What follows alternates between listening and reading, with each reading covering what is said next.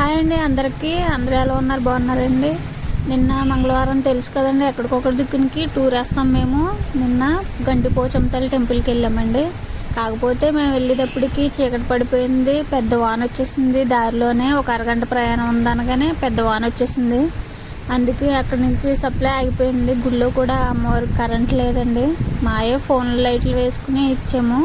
ఆవిడకి చీర, జాకెట్టు, గాజులు, పసుపు, కుంకుమ, నైవేద్యం కూడా సమర్పించాను నేను. నైవేద్యం అంటే తెలుసు కదండి, అన్నం, పప్పు, బూరెలు, పునుకులు కట్టేసి సలివిడి వడపప్పు పానకంతో నైవేద్యం సమర్పించుకుంటాం. అంత దూరం వెళ్ళిన తర్వాత కోడిని కూడా కోసుకుంటారు. మాకు కుదరలేదు, వెళ్ళేటప్పటికే చీకటి పడిపోయింది, కరెంట్ లేదు. లాస్ట్ దర్శనం మాకు. మేము చాలా అదృష్టం మాకైతే.